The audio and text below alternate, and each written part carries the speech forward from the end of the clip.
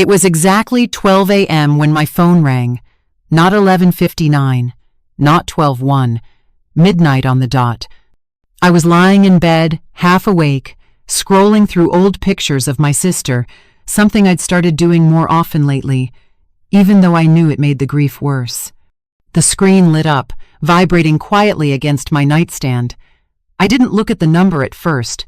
I just reached over and answered, assuming it was another late-night client in crisis. I work as a trauma counselor. 24/7 calls aren't unusual. But the moment I heard the name read out by the phone's voice assistant, my blood turned to ice. Incoming call from Lily. Lily, my sister, the one who died 9 months ago. At first, I thought maybe I'd saved someone else's number under her name by accident. My hands shook as I glanced at the screen, but there it was, her photo.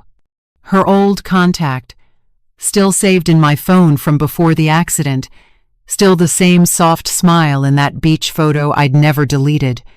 The number, though, it was different, unfamiliar, a long string of digits I didn't recognize.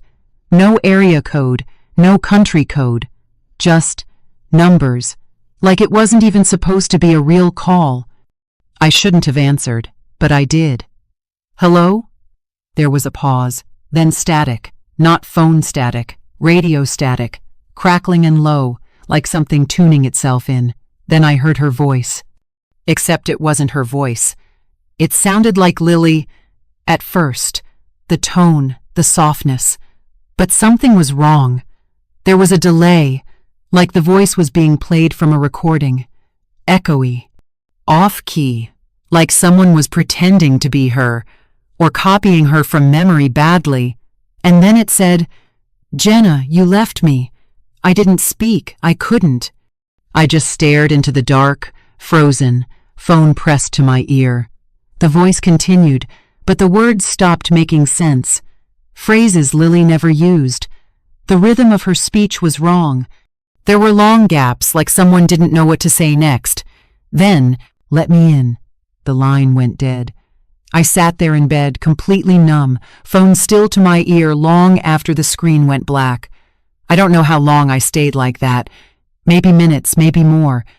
I kept waiting for the call to come back, for a message, for proof I hadn't imagined it. But nothing came. The call wasn't in my history. No missed call, no received call, no log. Just gone. I checked my voicemail, nothing. I checked my messages, blank. The only proof I had that it even happened was the way my hands wouldn't stop shaking and the faint echo of her voice stuck in my chest. The next morning I tried to rationalize it. Sleep paralysis. A grief-triggered hallucination. A vivid dream. But in my gut, I knew better. That voice, whatever it was, it knew my name. It said something Lily never said in her life. And I would soon find out. It wasn't the last time I'd hear it. If this already has your skin crawling, trust me, this is just the beginning. Subscribe now if you want more true storytime videos like this one, stories that dig into grief, memory, and things we can't explain. And let me know in the comments, where are you watching from and what time is it right now? Because this story only gets darker after midnight. I moved to Asheville, North Carolina, 5 months after Lily died. The city had always been one of those places I'd dreamed about but never visited, nestled in the Blue Ridge Mountains, fog curling through the trees every morning like some kind of ghost you learn to live with. It was quiet, artistic, removed from the chaos of the life I'd known back in Atlanta, and that was exactly what I needed. I had spent most of my 20s running trauma therapy programs in hospitals and shelters. I was good at holding space for other people's grief, listening, absorbing, keeping myself out of the story. But when Lily died, none of that training helped. I didn't want to talk, didn't want to help anyone. I just wanted to disappear into somewhere no one knew me, somewhere her name wasn't etched into every street corner. So I found a listing for a small rental cabin on the outskirts of Asheville, a private owner, month-to-month lease, furnished. It was surrounded by trees and sat just above a creek that hummed every night like white noise. The owner, a retired woodworker named Tom, handed me the keys without asking too many questions. "People come out here for different reasons," he said. "Some want peace, some want to forget." I told him I was here for both. Inside, the place was beautiful in a rustic kind of way. Exposed wood beams, tall windows, no neighbors in sight. The bedroom faced east, and every morning I'd wake up to sunlight cutting across the floor like gold threads. It should have felt like healing, but it didn't. Lily's absence followed me like a cold draft. Every time I opened a drawer or turned on a light switch, I imagined how she would have reacted. She loved cabins, loved hiking. She would have made a playlist called Cabin Core and danced barefoot on the hardwood floors while making terrible coffee. The silence here wasn't peaceful. It was a reminder. I was alone, and she was gone. I hadn't spoken to our mom since the funeral. She blamed me not in words, but in the way she looked at me like I'd let it happen. And maybe I had. The night before Lily died, we had our last phone call. We fought. Stupid things. I told her she was reckless. She told me I was boring. She hung up angry. I never called back. The next day, her body was pulled from the lake just outside Charleston. They said it was a boating accident. She'd gone out alone after a party. No alcohol, no drugs, just a misstep, they guessed. She slipped and hit her head, drowned quietly. I never bought it. Lily hated deep water. She wouldn't go out there alone. Not willingly. But grief makes you compromise with your own memory.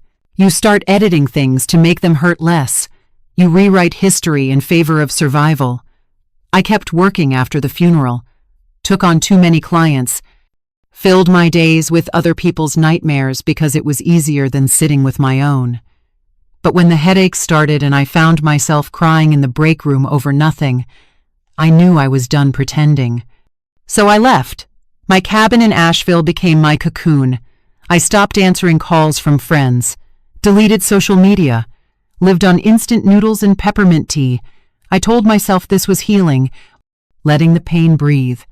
But really, I was just drifting, hovering in this strange space between guilt and denial, until the phone rang at midnight, until my sister's name appeared on the screen and her voice, or something like it, told me I had left her behind.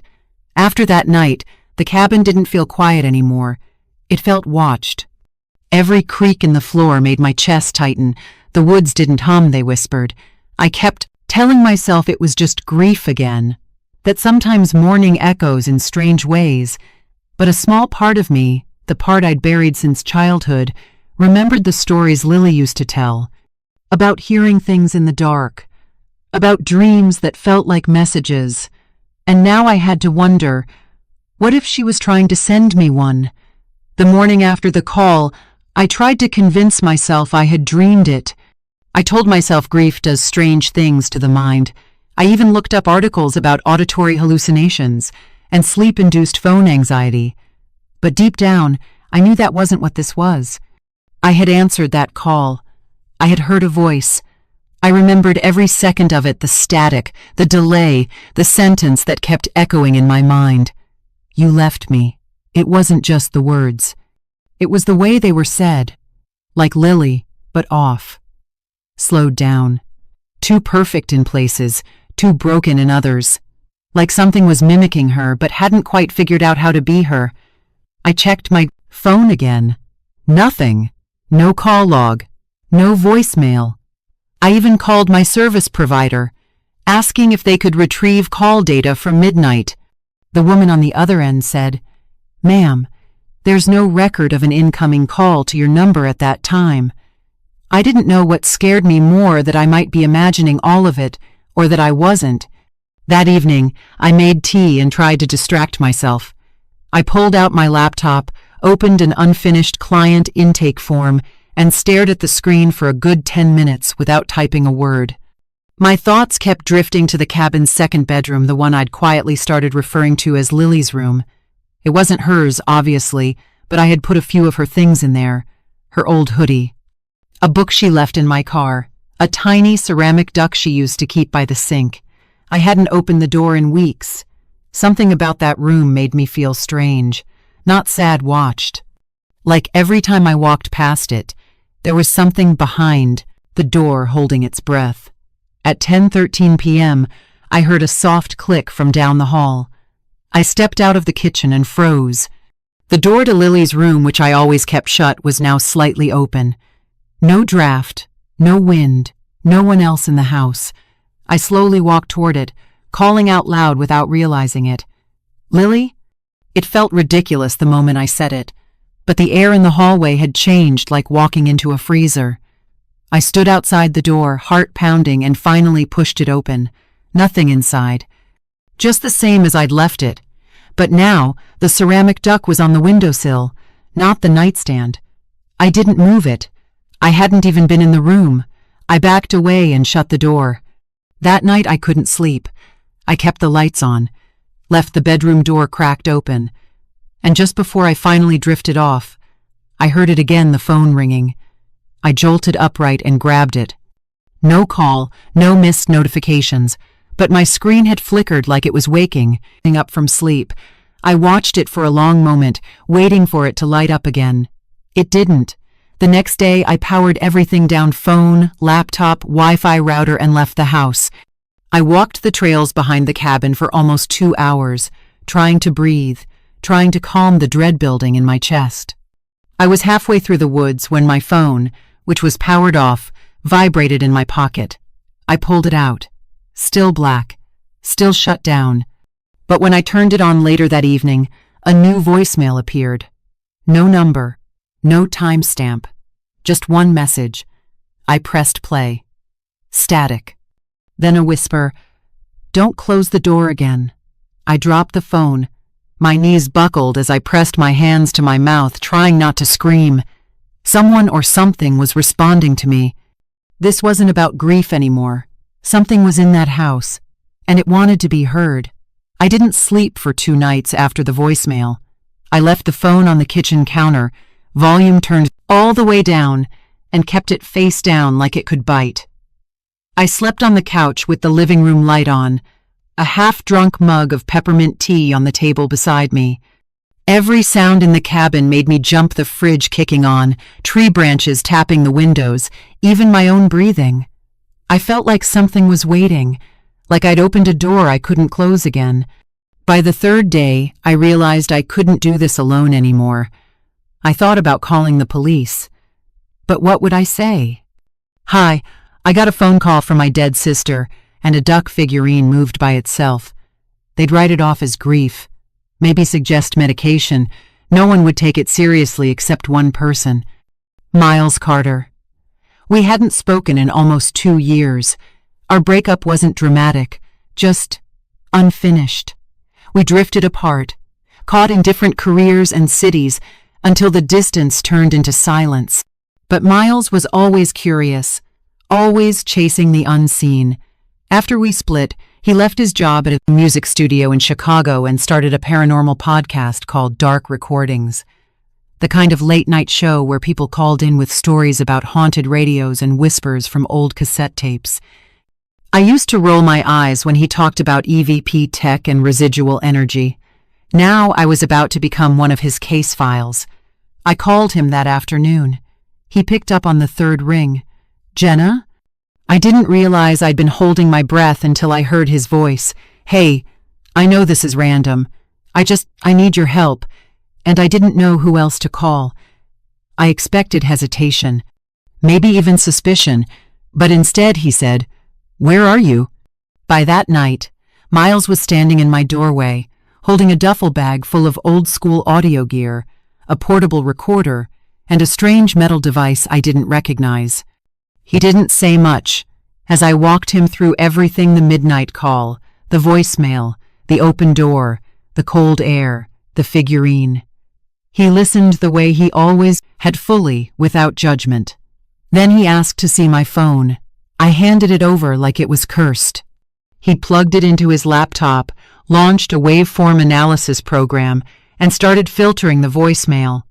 After a few minutes, he paused the audio and looked up at me. "This isn't just static. There's something layered underneath it. You can't hear it at regular speed. But slow down here, listen." He played the file again, this time stretched out, distorted, like a voice being dragged underwater. And beneath the hiss of static, we heard it. She let me in. Now I want you too. I felt my throat tighten. Miles stared at the screen. He looked rattled, and I'd never seen him rattled before. Where was Lily before she died? He asked. She was in Charleston, I said slowly. She stayed at a friend's lake house for a weekend. Why? He didn't answer right away. He just reached into his bag and pulled out a small silver audio recorder. We need to check the rest of the house, room by room, especially the one you say feels off. We started with Lily's room, and what we found under the floorboards would change everything I believed about her death and the thing trying to reach me. Lily's room felt colder than the rest of the cabin the moment we stepped inside. Not cold like bad insulation cold, like someone had left a door open to winter. The hairs on my arms stood up as I watched Miles sweep the recorder around the room, the little red light blinking steadily in the dimness. He nodded at me to start checking places where people hide things, drawers, old boxes, under the bed. I knew this room inside and out, but something had been bothering me for months. The floorboard near the window always made a different sound when I stepped on it. Hollow, like something was underneath. I pointed to it. Miles knelt and knocked twice. His eyebrows lifted. You hear that? I swallowed hard. Yeah, I've heard it before. He took out a flat pry tool from his bag. I didn't ask why he carried one, and slowly wedged it under the long wooden plank. It lifted with a groan, dust spilling into the air.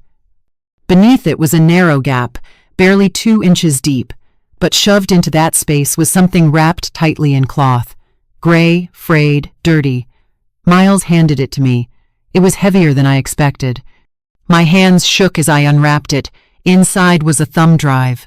Black, scratched, no label. And next to it, folded carefully, was a single sheet of paper, crumpled, stained, and torn at the edges. I opened the paper first. It was a half-written letter, in Lily's handwriting. If anything happens to me, it wasn't an accident. I didn't drown. It followed me from the lake house. It keeps calling me. It knows what I did. It won't stop. My vision blurred. I sank onto the edge of the bed, clutching the page so tightly it wrinkled beneath my fingers. Miles sat next to me, silent for once. After a moment, he spoke softly. Whatever this is, Lily was scared, really scared, and she was trying to warn someone. I nodded, tears sliding down my face. Why didn't she tell me? Why didn't she call me? Miles gave me a look I couldn't read. Maybe she tried. He stood, plugged the thumb drive into his laptop, and the screen lit up with a single folder titled, Keep Out. Inside were 6 audio files. The dates were from the week before she died. Miles clicked the first one. At first, just wind, water sloshing, a faint humming sound like a boat engine in the distance. Then Lily's voice, shaky, whispering, I don't want to go out there. I can feel it watching me. Tom says I'm imagining it, but I'm not. It keeps tapping on the window. I thought it was a bird, but it wasn't. It sounded like knuckles. Miles clicked the second file. This time Lily was crying. It keeps calling me. It sounds like me. It sounds like me. I don't know how, but it does. It keeps saying it wants to come inside. I think it needs permission. The third file was worse. Just breathing. Panicked. Fast. Then a low whisper, not Lily's voice at all. You let me in. I covered my mouth, shaking. Miles, turn it off. He didn't. He clicked the fourth file. It was short, less than 5 seconds. Just Lily screaming. Miles stopped the playback. The silence afterward was suffocating. He looked at me, face pale. Jenna, this thing wasn't repeating her voice. It was using it. It was responding to her. I shook my head slowly. But what does it want with me? He opened his mouth to answer, but before he could, the recorder on the nightstand, which had been silent until now, crackled to life. A whisper drifted out. Familiar, high, broken. You left me. I stumbled back, heart hammering hard enough to hurt. Miles grabbed the device, staring at it like it might explode. "It's here," he whispered. "Jenna, it followed your sister. And now, it's following you." The air in the room dropped again, colder than before. Outside, somewhere in the trees, something tapped on the cabin window. Slow. Deliberate. Exactly like Knuckles. Miles shut his laptop in one motion. "We're leaving. Now." But as we backed out of the room, my phone, which was in the living room, far away, began to ring. Once, twice, then a third time. Miles grabbed my wrist. "Don't answer it." But he didn't need to warn me, because through the thin cabin walls, I could already hear the voice, faint, distorted, whispering my name on repeat. "Jenna, Jenna, Jenna." We left the cabin that night without packing a single thing. Miles drove us into town, silent the whole way. I sat in the passenger seat, gripping the letter from Lily like it was an anchor. I couldn't stop shaking. Every time we hit a stretch of road without streetlights, I swore I saw something in the rearview mirror. A shadow, a flicker. Something that looked just enough like Lily to make my stomach twist, and just wrong enough to remind me it wasn't her. We got a motel room on the edge of Asheville. Cheap, faded carpet, no mirrors. The moment the door clicked shut behind us, I broke down. I cried harder than I had since the funeral. I cried for Lily, for everything she'd hidden, for not seeing it, and for all the guilt I'd carried without knowing the full story. Miles didn't say anything. He just sat beside me and let me fall apart. The next morning, we took the recordings to a friend of his, an audio analyst who'd worked with him on the podcast. She confirmed what we feared. The voice in those files didn't match any natural speech pattern. There were distortions that couldn't be explained by weather, wind, or recording glitches. She said the closest thing she could compare it to was synthesized mimicry, something, using a voice like a costume, trying it on, adjusting it in real time. When I told her about the midnight call from Lily's number, she asked me something that still haunts me. "Do you think it ever was her, even once?" I didn't answer. I still don't know. 2 days later, I terminated my lease on the cabin and left Asheville. I didn't go back for my things. Tom, the landlord, agreed to have the place cleared and cleaned, no questions asked. I got the sense he had seen strange things up there before he just didn't want to admit it. I moved back to Atlanta, not to my old life, but to a quieter one. I found a new apartment, modern, well-lit, loud. Street noise, neighbors, elevator buzz, all of it made me feel human again, alive, present. I also started a new therapy group. Not for grief, for people who've lost someone without closure, people who have questions that don't fit clean into a eulogy. I called it Echoes. And it turns out, I'm not the only one who's received a call from someone who shouldn't be calling. Their thumb drive, the letter, the recordings, I keep them locked in a box now. I haven't listened again. I don't need to. That voice still visits me sometimes, even without a phone. And the worst part? It doesn't always use Lily's voice anymore. Sometimes it uses mine. 3 months ago, I was cleaning out old files on my laptop when a voicemail appeared. No caller ID, no timestamp, just a single file titled Midnight. I listened. It was my voice, slow, stretched. She let me in. Now I'm still here. I deleted it without thinking, turned off the lights, sat on my bed with my back to the wall like I used to when I was a kid scared of monsters. But monsters don't hide under beds.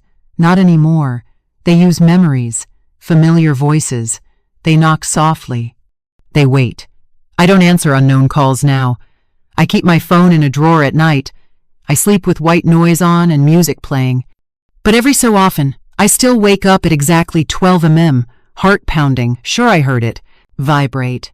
And when I reach for it, hand trembling, breath held, there's never a call. Just the faintest whisper in the dark behind me, Jenna.